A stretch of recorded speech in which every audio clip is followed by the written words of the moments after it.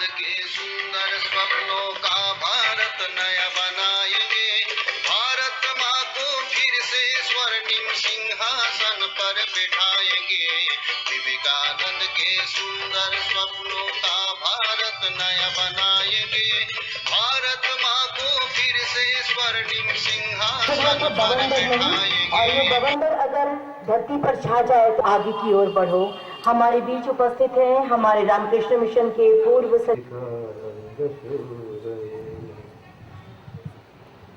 सच्चित सुख स्वरूपाय स्वामिने तापहारिणे।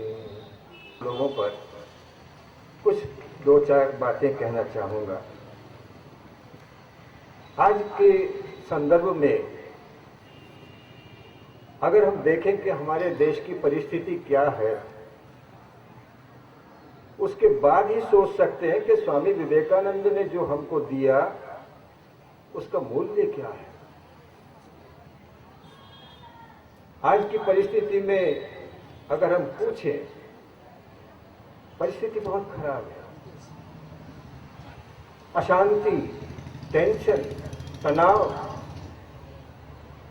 चाहे वो छोटा सा बच्चा KG1 में पढ़ता हो, चाहे बड़े से बड़ा ऑफिसर हो या प्राइम मिनिस्टर भी हो,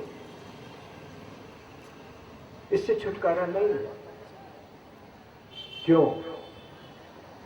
किस लिए हमारे को टेंशन होती है, ये बात सोचने की। हमारे देश की समस्या सबसे बड़ी है बेरोजगारी और गरीबी। लेकिन हम में से कोई भी इस बात को सोच नहीं रहा है कि इसका मूल कारण क्या है। क्या नौकरियां हमारे लिए देश में बेरोजगारी हटा सकती हैं? हमारी वो जो शिक्षा प्रणाली है जो लॉर्ड मैकॉले हमारे देश में लाए थे, इसलिए लाए थे जो उन्होंने ब्रिटिश पार्लियामेंट में कहा था, 4 वर्ष मैंने भारत घूमकर देखा है, उस पर तुम राज्य नहीं कर सकते। अगर ब्रिटिश एम्पायर को मजबूत बनना हो तो सबसे पहले उसका मेरुदंड तोड़ना चाहिए। भारत का मेरुदंड, उसके प्राण पखेरु क्या है? उसकी आध्यात्मिकता, उसके मूल्य, वे मानवीय मूल्यों को, आध्यात्मिकता को तिलांजलि दिलवा दो और ये अंग्रेजी शिक्षा वहां पर ले जाओ जिससे ये नौकरी की तलाश में दर दर भटके और हम अच्छे ऑफिसर पाएंगे जो हमारी बात सुने। आज भी वही शिक्षा प्रणाली हमारे यहाँ चल रही है। देश के नेताओं की दृष्टि इस समय, सन्यासी होने के नाते मुझे कोई भय नहीं है, आज उनके दिमाग में क्यों नहीं आता जिस देश में 80% जनता गांव में रहती है, कृषि पर निर्भर करती है, यहाँ की इकोनॉमी उसी पर डिपेंड करती है, वह शिक्षा हमारे यहाँ नहीं है। शिक्षा बड़ी बड़ी बिल्डिंगों से नहीं होती, बड़े बड़े टीचरों से भी नहीं होती, बड़ी अच्छी अच्छी पुस्तकों से भी नहीं होती। उसके लिए तो चाहिए वो शिक्षा जिसका आज अभाव है, और उस अभाव को दूर करने के लिए हमें इस चलती हुई मैकॉले की जो शिक्षा है उससे उठ करके थोड़ा और ऊपर जाना पड़ेगा, जहाँ चरित्र निर्माण और मनुष्यत्व का विकास करते हैं। गरीबी और बेरोजगारी ने गहरा जाल फैलाया है। गरीबी और बेरोजगारी ने गहरा जाल फैलाया है। साक्षरता अभियान चला, प्रकृति शिक्षा नहीं लाया है। डिग्री और सर्टिफिकेट का अच्छा बजर बनाया है, पर चरित्र गठन और मानवता का पाठ नहीं पढ़ाया है। विवेक हमारे देश के अंदर जातियां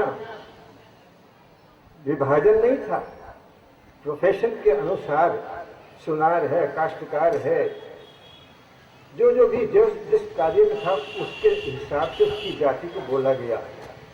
कोई जाति भेद करने के लिए नहीं। लेकिन आज सब प्रोफेशन उड़ गए, एक ही प्रोफेशन रह गया, नौकरी। नौकर बनकर हम बहुत गर्व से कहते हैं हमको नौकरी मिल गई, कितना बड़ा भाग्य हमारा। हाँ, कोई ये नहीं कहता कि मैं मालिक हो गया, ये हमारा भाग्य।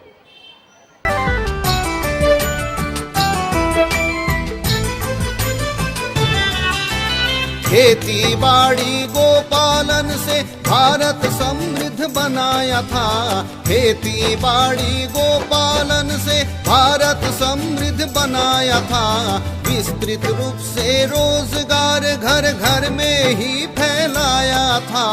पर आज हमें नौकर बनने का अद्भुत पाठ पढ़ाया है। छोड़ गांव खेती पशुपालन बेरोजगार बनाया है। लॉर्ड मैकॉले की शिक्षा ने गुमराह किया इस पीढ़ी को।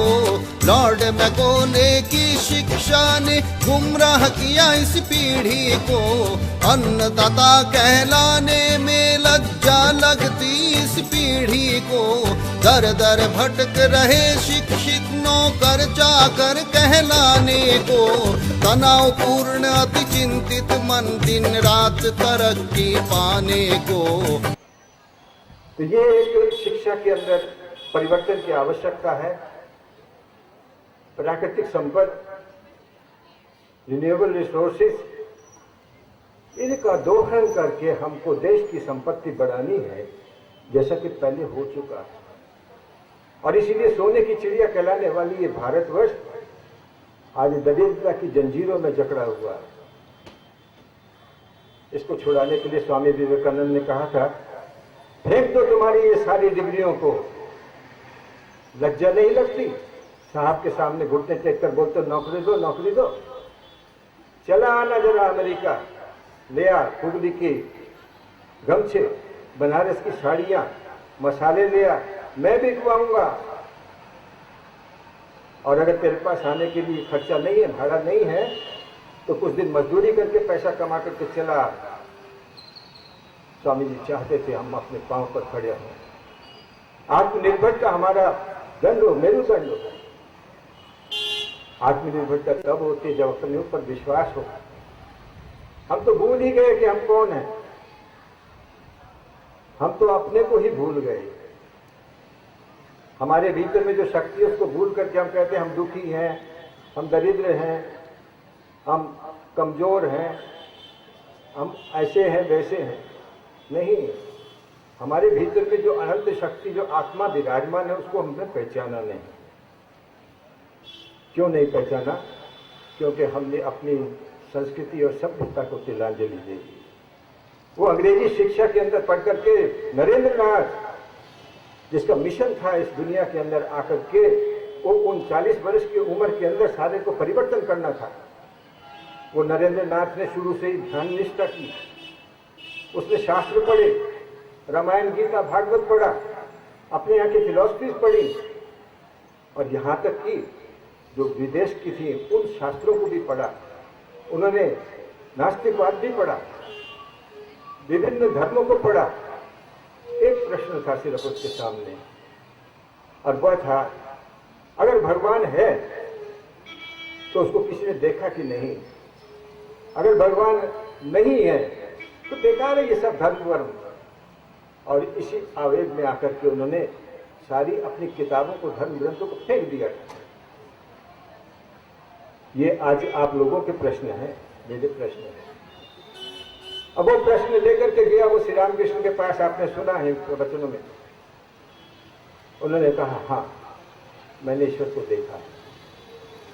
तो ऐसी एक परिस्थिति के अंदर जहां के विज्ञान और प्रयुक्ति के माध्यम से हम जानना चाहते हैं ईश्वर को, हम टेस्ट करना चाहते हैं लेबोरेटरी के अंदर। परसों मैं एक स्कूल में गया था, मैंने पूछा तुम्हारे पास लेबोरेटरी है, तुम्हारे पास माइक्रोस्कोप है? बोले कि नहीं है। मैंने कहा जानते नहीं हो, तुम्हारे पास सबसे बड़ी लेबोरेटरी है और सबसे बड़ी माइक्रोस्कोप है। माइक्रोस्कोप तो और कुछ नहीं, कन्वर्जेंस है। एक बिंदु के ऊपर जब कन्वर्जेंस होता है तो सूक्ष्म से भी सूक्ष्म वस्तु दिखाई देती है। इसी प्रकार से अपने मन को अगर हम सब तरफ से कन्वर्ज करके एक जगह बिंदु पर ले आते हैं तो सारे जितने भी तत्व हैं, सूक्ष्म से भी सूक्ष्म तत्व, वो हमारे सामने प्रकट हो जाएंगे। कहीं बाहर से ज्ञान नहीं आता, पुस्तकों से नहीं आता, विद्यालयों से नहीं आता, शिक्षकों से नहीं आता, आचार्य प्राचार्यों से नहीं आता। ज्ञान तो भीतर से निकलता है जब उसको एकाग्र हो जाता है। न्यूटन ने न्यूटन का लॉ निकाला, सेब गिर गया, सोचने लगा ये नीचे क्यों गिरा, बस वही माइंड कॉन्सेंट्रेट हो गया और धीरे धीरे उसके भीतर में वो ज्ञान आया जिसको हम कहते हैं लॉ ऑफ एविटेशन। ऐसे सब साइंटिस्ट हैं। उसी प्रकार से अगर हम अपने मन को एकाग्र कर लें, शुद्ध कर लें, पवित्र कर लें, बैलेंस रखें, डिस्टर्ब नहीं हो, जितनी भी आपत्ति आ जाए कोई बात नहीं है, सामना करेंगे, ऐसा साहस अगर भीतर में आ जाए तो युद्ध को बहुत बड़े से बड़े भी सीक्रेट तुम्हारे सामने खुल जाएंगे। इसलिए आवश्यकता है हम देखें, पशु होता है, उसके पास मेमोरी होती है, उसके पास इमोशन होता है, उसके पास कुछ पहचानने की शक्ति है, लेकिन एक चीज नहीं है जो हमारे पास है, और हमारे पास एक चीज नहीं है जो उनके पास है। उनके पास पूंछ है, हमारे पास पूंछ नहीं है। उसके पास विचार शक्ति नहीं है, हमारे पास विचार शक्ति है। विचार करके देखें, किस लिए आए हो, क्या काम है, what is the mission of your life. खाना पीना सोना जगना बहुत कह गए, यावत जीवे सुखम जीवे ऋणम कितना घितम पीवे। जब तक जियो आनंद से जियो, खाओ पियो मजा करो, eat drink and B Mary, बहुत हो गया। शांति नहीं मिलती, शांति नहीं मिलती। शांति तब मिलती है जब भीतर में शांति के स्रोत को हम पहचाने। उस स्रोत की शिक्षा तो हमारे किसी स्कूल में नहीं, विद्यालय में नहीं मिलती, यूनिवर्सिटी में भी नहीं है। उसकी आवश्यकता है।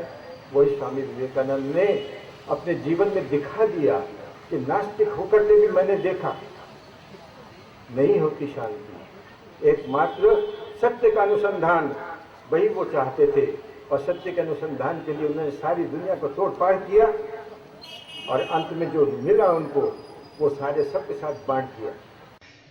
स्वामी विवेकानंद का कहना था, अब हमें तैयार होना है, अपनी कमर को कस लेना है, आत्मविश्वास के साथ हमारे भारत का पुनर्गठन करना है। और उसके लिए आवश्यकता है कि हम लौट जाएं उसी संस्कृति के समय में जबकि हमारे देश में आध्यात्मिकता और मानवता का पाठ पढ़ाया जाता था। आज आवश्यकता है शिक्षा में परिवर्तन की। हमें वो शिक्षा चाहिए जिस शिक्षा के द्वारा चरित्र का गठन हो और हम मनुष्य बन सकें दूसरों के काम आने के लिए। यही स्वामी जी का कहना था। जीवित तो वही है जो दूसरों के लिए जीता है, बाकी तो सब मरे के समान है। और इसी शिक्षा की आज आवश्यकता है। स्वनिर्भर होने की आवश्यकता है। नौकरी की तलाश में दर दर भटक कर नहीं, बल्कि अपने पांव पर खड़े होने के लिए हमें वो शिक्षा चाहिए जो देश को समृद्धशाली बनाए और हम अपने खेतों में काम करके भारत को महान बनाए। यही बात और स्वामी जी की इच्छा रही है। तो बस बहुत हो चुका, बहुत नौकरियों से भटकते रहे। अब इसको छोड़ करके हमें अपने पांव पर खड़े होने वाली विद्या चाहिए, हमें वही शिक्षा चाहिए। और इसीलिए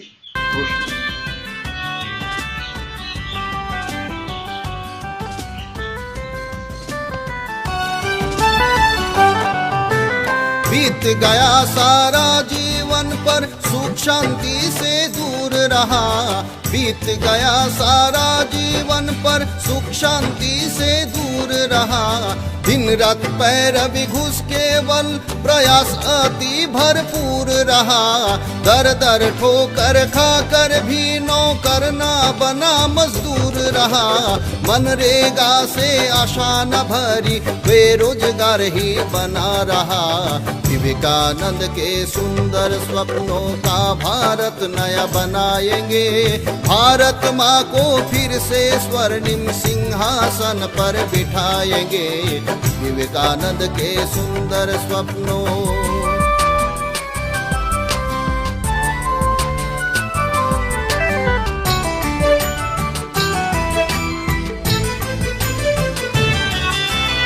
सुनो अभी भी अमृतवाणी विवेकानंद की गरज रही। सुनो अभी भी अमृतवाणी विवेकानंद की गरज रही। चरित्र गठन और स्वनिर्भरता शिक्षा की ही कमी रही। शिक्षाविद अब होश में आओ, यदि भारत देश बचाना है। बाबू नौकर चाकर नहीं, अन्नदाता कृषक बनाना है। विवेकानंद के सुंदर स्वप्नों का भारत नया बनाएंगे। भारत माँ को फिर से स्वर्णिम सिंहासन पर बैठाएंगे। विवेकानंद के सुंदर स्वप्नों।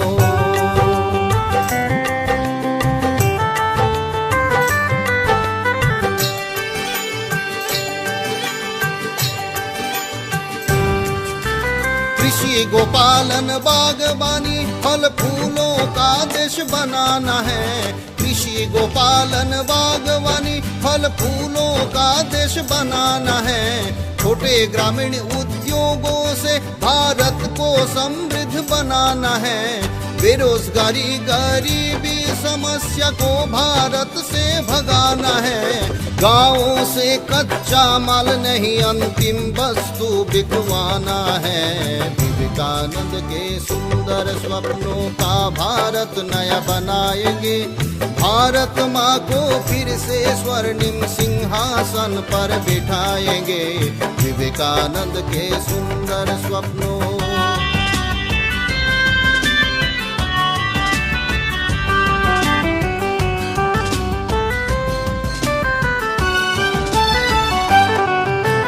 धान गेहूँ भुट्टा आलू सरसों दाना नहीं बिकवाना है। धान गेहूँ भुट्टा आलू सरसों दाना नहीं बिकवाना है। पपकण चावल चूड़ा गाँवों में ही तेल बनवाना है। नहीं तो सर रेशम कपास करघे में कपड़ा बुनवाना है। आम नहीं आचार मुरब्बा जैली जम बनवाना है। विवेकानंद के सुंदर स्वप्नों का भारत नया बनाएंगे। भारत माँ को फिर से स्वर्णिम सिंहासन पर बिठाएंगे। कौशल विकास और कारीगरी उद्यमिता पाठ पढ़ाना है। कौशल विकास और कारीगरी उद्यमिता पाठ पढ़ाना है। कठिन परिश्रम साहस और आशा की किरण फैलाना है। खून पसीना बहा के अब धरती से सोना उगलाना है। पेड़ों से रुपया झड़वा पोखर में मोती दिखलाना है। विवेकानंद के सुंदर स्वप्नों का भारत नया बनाएंगे। भारत माँ को फिर से स्वर्णिम सिंहासन पर बिठाएंगे। विवेकानंद के सुंदर स्वप्नों। आज तक के धर्म थे, वो धर्म कहते थे वो अब जो कुछ भी ये जाकर गुफाओं में कंदराओं में जाकर के तपस्या करो और वहां पर जो सत्य मिलता है उसको अपनाओ। लेकिन स्वामी विवेकानंद ने कहा मैं उस सत्य को गुफाओं से कंदराओं से जंगलों से ला करके घर घर पहुंचाना चाहता हूं। और वो क्या है? वो सत्य है कि सारे शक्तियां तुम्हारे भीतर में विराजमान। Each soul is potentially divine. Each soul is potentially divine. Manifestation of this divinity is the aim of life. हम जरा पहचाने अपने को, भीतर की शक्ति को उजागर करें, मैनिफेस्ट करें, तो देखेंगे कि हम महान से महान कार्य कर सकते हैं। वह जो अनंत शक्ति मेरे भीतर में है, आपके भीतर में है, सबके भीतर में है। इसलिए श्री रामकृष्ण हमारे सनातन धर्म की उस सत्य को सामने लाते हैं, केवल कहने के लिए नहीं कि ईशावास्यम इदं सर्वम यत्किंच जगत्याम जगत। भगवान सबके अंदर विराजमान है, ये कहने की बात नहीं है। इसको व्यवहार में लाने के लिए श्री रामकृष्ण की वाणी हमारे लिए सामने खड़ी है। तो कहती है शिव ज्ञान से जीव की सेवा। वो सेवा का कार्य किनके लिए? अब देखेंगे कि बहुतों को नौकरी मिलती है और नौकरी की आवश्यकता भी है। बिना नौकरियों के ये सरकार नहीं चल सकती, कार्य नहीं चल सकते। लेकिन वहाँ उनका व्यवहार कैसा हो, इसके बारे में भी हम चर्चा करें तो अच्छा होगा। बात ऐसी नहीं है कि सभी लोगों को अपने पांव पर खड़ा होने की बात है। आज आवश्यकता है ऑफिसरों की है, आज आवश्यकता है बैंक वालों की है, आवश्यकता तो है नौकरी की। लेकिन उसमें भी जिनके पास ज़मीन नहीं है, जिनके पास ऐसे साधन नहीं है, वो उसके लिए आगे बढ़ते हैं और उनके पास ज़्यादा से ज़्यादा शिक्षा प्राप्त करने की, आधुनिक शिक्षा प्राप्त करने की साधन है, वो लोग करेंगे। लेकिन उनके लिए भी हम कहेंगे कि ऐसा व्यवहार उनका होना चाहिए। उनका कार्य है हमारे जन साधारण की सेवा, ऑफिसर हो कि बैंक वाले हो कि सरकारी कोई भी महकमा वाले हो, जन साधारण की सेवा, इसके लिए उनको पैसा मिलता है।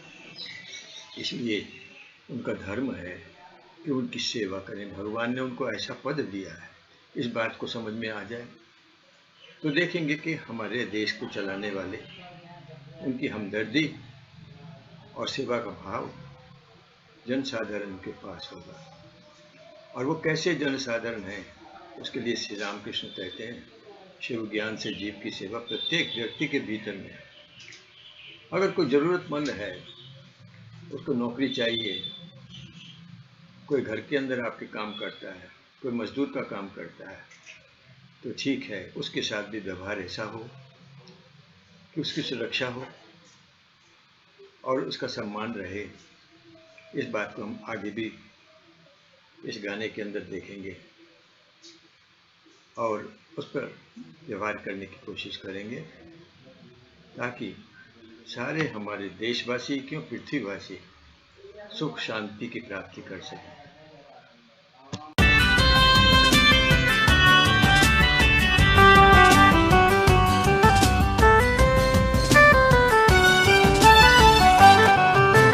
ब्राह्मण क्षत्रिय वैश्य शूद्र वर्ण चार बनाए थे। ब्राह्मण क्षत्रिय वैश्य शूद्र वर्ण चार बनाए थे। जन्म से नहीं गुण स्वभाव से पेशे ये ही कहलाए थे। किंतु नौकरशाही युग में नौकरी भी आवश्यक है। करो नौकरी यही भांति तब नौकर नहीं कहलाओगे। विवेकानंद सरकारी या बेसरकारी पद पर भी नौकर नहीं कहलाओगे। सरकारी या बेसरकारी पद पर भी नौकर नहीं कहलाओगे। IAS IFS पद पर जनहित में लग जाओगे। IPS के पद पर आसीन सबके रक्षक बन जाओगे। नौकर नहीं साधारण जनता के हृदय सम्राट कहलाओगे। विवेकानंद के सुंदर स्वप्नों का भारत नया बनाएंगे। भारत माँ को फिर से स्वर्णिम सिंहासन पर बिठाएंगे। विवेकानंद के सुंदर स्वप्नों।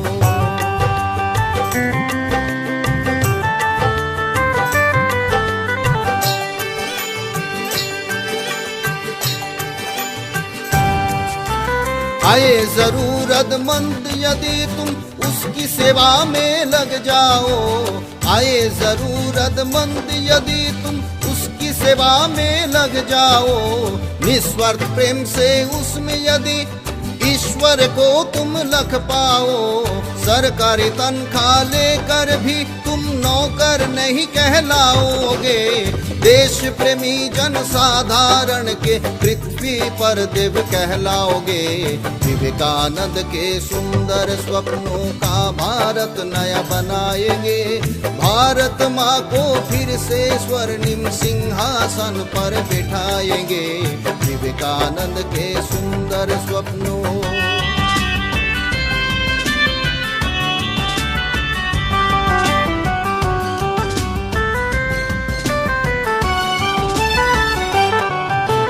यदि बनो व्यवसायी तो जन साधारण का ध्यान रहे।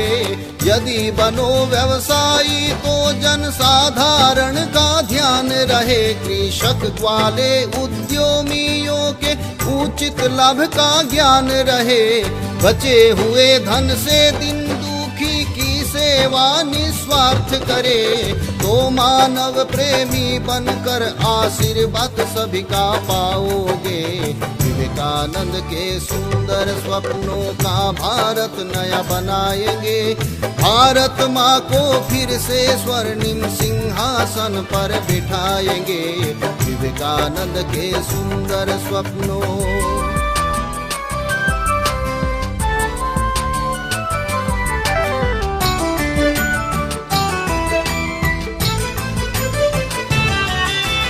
यदि विवश अनपढ़ गरीब से काम तुम्हें लेना ही हो।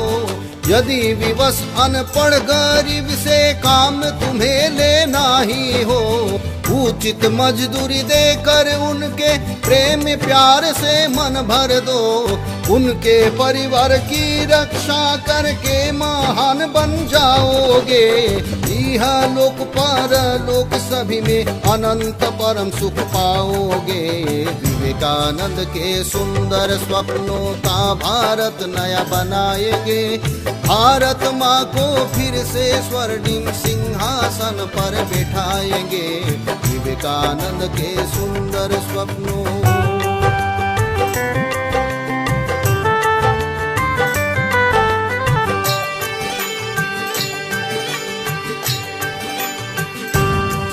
नेता हो या अफसर हो लेकिन क्षणिक लाभ से दूर रहे। नेता हो या अफसर हो लेकिन क्षणिक लाभ से दूर रहे। देशवासी जनसाधारण के हित का सदा सुविचार रहे। ग्राम विकास कर जनसाधारण को खुशहाल बनाओगे। तो याद रहे नेता अफसर तुम भगवान कहलाओगे। विवेकानंद के सुंदर स्वप्नों का भारत नया बनाएंगे। भारत माँ को फिर से स्वर्णिम सिंहासन पर बिठाएंगे। विवेकानंद के सुंदर स्वप्नों।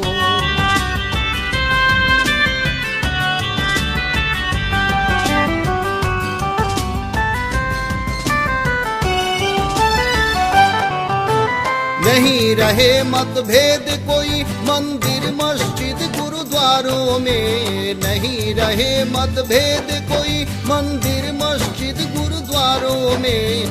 पथ अनेक सुंदर सुंदर मिलते सब एक ही मंजिल में।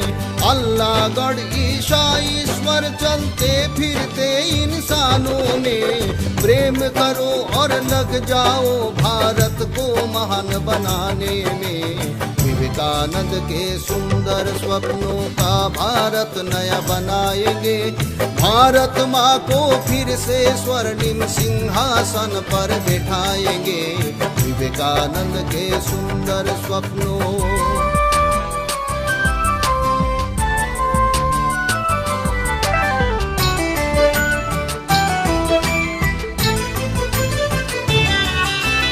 विवेकानंद कहते हैं पहचानो अपने अंतर में। विवेकानंद कहते हैं पहचानो अपने अंतर में। जिसे फूल से इंसान कहो भगवान वही सबके मन में।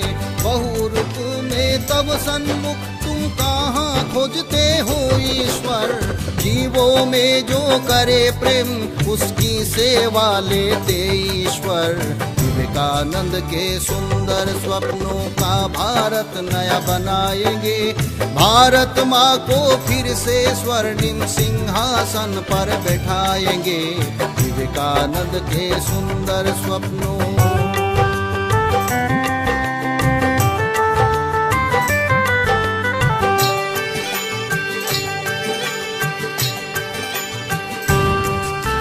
भारत माता को फिर स्वर्णिम सिंहासन पर बैठाना है। भारत माता को फिर स्वर्णिम सिंहासन पर बैठाना है। गरीबी और बेरोजगारी के चंगुल से इसे छुड़ाना है। धन धन संपन्न और चरित्रवान विश्व गुरु बनाना है। ग्रामवासी उठो लग जाओ, अब भारत नया बनाना है। विवेकानंद के सुंदर स्वप्नों का भारत नया बनाना है। भारत माँ को फिर से स्वर्णिम सिंहासन पर बिठाना है। विवेकानंद के सुंदर स्वप्नों का भारत नया बनाएंगे। भारत माँ को फिर से स्वर्णिम सिंहासन पर बैठाएंगे। विवेकानंद के सुंदर स्वप्नों। अंत में स्वामी जी की एक वाणी को बोलते हुए मैं समाप्त करूंगा, लेकिन उससे पहले ये कह दूं, हम किसी को कुछ देते हैं, एक गिलास पानी देते हैं तो थैंक्स बोलते हैं। अगर कुछ गलती हो जाती है तो सॉरी बोलते हैं। ये थैंक्स एक छोटा सा गिलास का पानी का गिलास देने पे हम थैंक्स देते हैं, लेकिन जिस माँ ने हमको जन्म दिया, जिस माँ बाप ने हमारा पालन किया, बड़ा किया, शिक्षित किया, उसके प्रति हमारा क्या कर्तव्य अभी प्राचार्य बोल करके गए। इसी प्रकार से आचार्य शिक्षक वृंद के प्रति हमारा कर्तव्य, हमारा ऋण देना है। ये महाराज जी ने बताया, कृषक के पास भी हमारा ऋण है, समाज के प्रति है, और सबसे बड़ा है अपने प्रति हमारा कर्तव्य, अपने को पहचानना। स्वामी जी की वो वाणी है, तो कहते हैं, have faith that my dear lads, you are born to do great things. Let not the bars of prophecy frighten you, no, not even the thunderbolts of heaven, but stand and work. You can do great works. महान से महान कार्य करने के लिए प्रस्तुत हो जाओ। मैं भगवान से प्रार्थना करता हूँ कि आप लोगों को सबको वह शक्ति दे कि आप अपने को पहचानें और महान से महान कार्य करें। देश प्रेम, देशभक्ति हमारे भीतर में जागृत हो, ईश्वर प्रेम हमारे भीतर हो, और अपने आप के साथ प्रेम हो। हम माता पिता इत्यादि के श्रद्धा के साथ उनको सम्मान करें। यही प्रार्थना के साथ वक्तव्य समाप्त करता हूँ। धन्यवाद।